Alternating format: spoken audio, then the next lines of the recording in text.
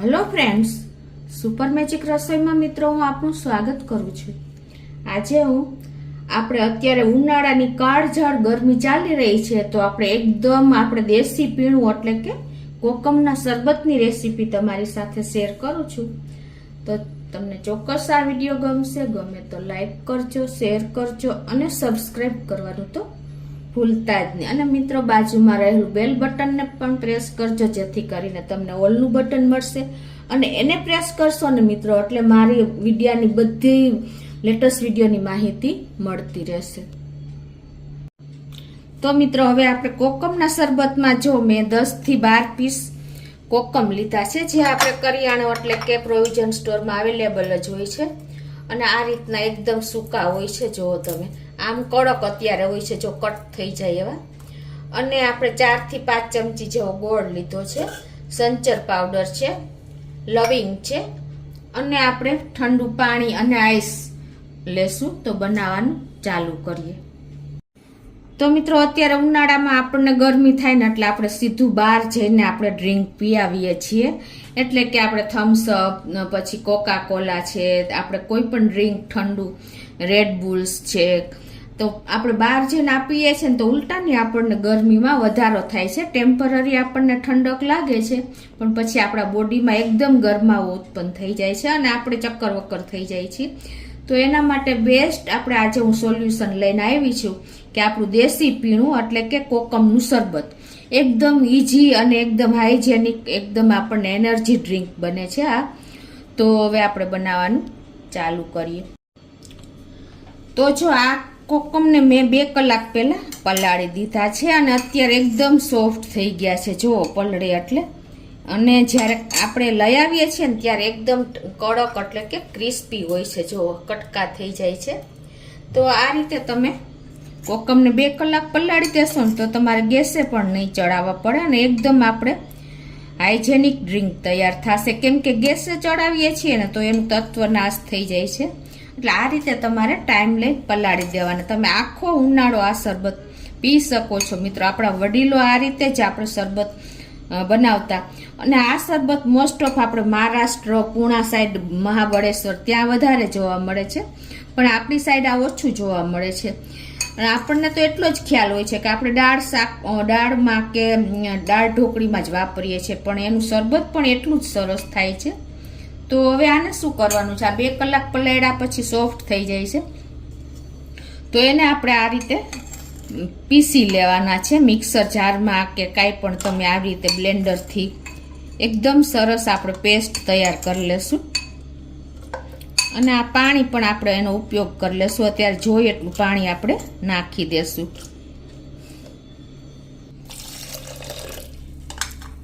એકદમ આપણે એનો કલર તમે જુઓ ને તો થમ્સઅપ જેવો લાગે। અને હવે આમાં આપણે એકદમ ટેસ્ટી બનાવવા માટે અને એની ખટાશ બેલેન્સ કરવા માટે આપણે 5 ચમચી જેટલો દેશી ગોળ વાપરશું, કેમ કે આપણે દેશી ગોળને હિસાબે જ એકદમ હેલ્ધી અને એકદમ સરસ બને છે। અને આમાં તમે એલચીનો પણ ઉપયોગ કરી શકો છો, પણ આજે હું અલગ ફ્લેવર સાથે બનાવું છું। 4 થી 5 દાણા આપણે લવિંગના નાખી દેશું અને ટેસ્ટ એકોર્ડિંગ અત્યારે આપણે 1 ટીસ્પૂન જેવું સંચર પાવડર નાખશું અને 1 ટીસ્પૂન આપણે મીઠું નાખી દેશું, સાદું મીઠું આપણે જે વાપરીએ છીએ એ। અને હવે આને તમે આમાં એલચી નાખી શકો છો, શેકેલા જીરાનો પાવડર પણ નાખી શકો છો। દર વખતે આપણે અલગ અલગ ફ્લેવરનું પણ કરી શકીએ છીએ।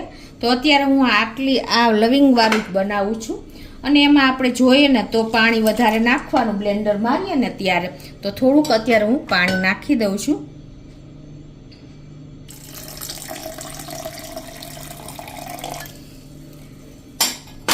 અને હવે આને આપણે એકદમ સરસ બ્લેન્ડ કરી લઈએ।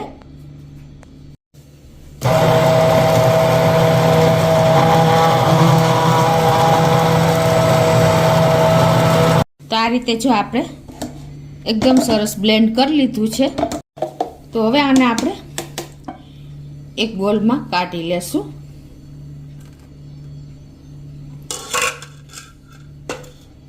તો જો એકદમ સરસ આપણે પીસાઈ ગયું છે. હવે એને આપણે ગાળી લેશું. આ રીતે કોઈ પણ ગયણાથી તમારે એને ગાળી લેવાનું છે.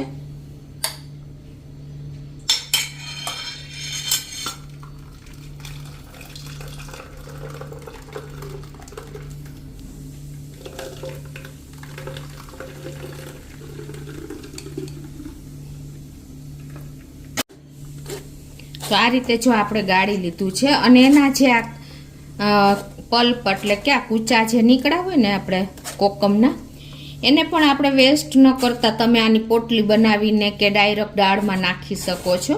તો હજી આમાં પણ એટલી જ સરસ ખટાશ હોય છે. તો હવે આપણું એકદમ એનર્જેટિક ડ્રિંક તૈયાર છે મિત્રો. તમે જોઈ શકો છો. જો એકદમ એનો કલર કેવો સરસ આવ્યો છે. આપણે હવે એને આપણે સર્વ કરી દેશું. તો અત્યારે આપણે 10 થી 12 કોકમના પીસ લીધા હતા અને 5 થી 6 આપણે ગોળની ચમચી નાખી છે અને 4 થી 5 આપણે લવિંગ નાખ્યા છે. તો આટલામાંથી આપણે કમસે કમ 3 ગ્લાસ આપણે કોકમનું શરબત તૈયાર થશે. અને એકદમ સરસ જો સંચર પાવડર આપણે નાખ્યો, મીઠું નાખ્યું, એકદમ ટેસ્ટી એવું તૈયાર થયું છે. તો હવે આપણે એને સર્વ કરી દેશું. તો આ રીતે આપણે ગ્લાસમાં પહેલા તો આઈસ ક્યુબ નાખશું.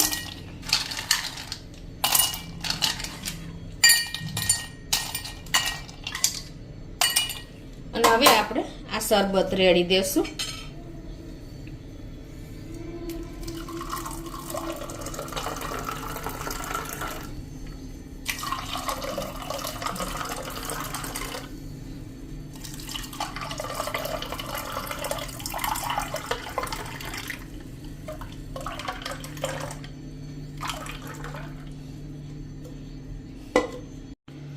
તો મિત્રો એકદમ ઠંડુ અને તાસીરમાં પણ ઠંડુ એવું આપણું કોકમનું શરબત રેડી છે મિત્રો. તમે કોકટેલ, ફેન્ટા, થમ્સઅપ બધું ભૂલી જાશો. એટલું ટેસ્ટી અને એટલું એનર્જેટિક આ ડ્રિંક આપણું તૈયાર થાય છે. તમે બહાર પણ નહીં જાઓ અને એટલી ગરમીમાં તમને ઠંડક આપશે ને ઉનાળામાં મિત્રો કે તમે બહાર પણ જાશો તો પણ લૂ પણ નહીં લાગે અને તમને એકદમ ઠંડક ફીલ થશે. તો હવે આ રીતે આપણે એને સ્ટ્રોથી સર્વ કરી દઈએ. એકદમ ટેસ્ટી એવું આપણું જ્યુસી એવું આપણું કોકમનું શરબત રેડી છે મિત્રો. અને તમે જોવો તો એને તમને થમ્સઅપ જ લાગે એટલું સરસ તૈયાર થયું છે મિત્રો. તો મિત્રો એકદમ એનર્જેટિક આપણું આ કોકમનું શરબત તૈયાર થયું છે. તમે ઉનાળાના 4 મહિના લેશો ને તો તમે આખું વર્ષ બીમાર નહીં પડો અને આટલી કાળઝાળ ગરમીમાં પણ તમને ઠંડકનો અહેસાસ થશે મિત્રો. અને આ શરબત તમે જો બીમાર હો તો પણ પી શકો છો, બીમાર ન થવું હોય ને તો પણ પી શકો છો. એટલું એકદમ હેલ્ધી અને એનર્જેટિક આપણું આ શરબત તૈયાર થશે. તમે કોકટેલ કે થમ્સઅપ કે કાંઈ પણ રેડ બુલ્સ બધું ભૂલી જશો ને એટલું ટેસ્ટી અને એટલું જ્યુસી આપણું આ શરબત કોકમનું તૈયાર છે મિત્રો. તો તમે ચોક્કસ એક વખત આ ઉનાળામાં ટ્રાય કરજો મિત્રો. અને મને કોમેન્ટ બોક્સમાં જણાવજો કે તમને આ રેસીપી કેવી લાગી. તો તમને ચોક્કસ મારો વિડીયો ગમશે. ગમે તો લાઈક કરજો, શેર કરજો અને સબસ્ક્રાઈબ કરવાનું તો ભૂલતા જ નહીં.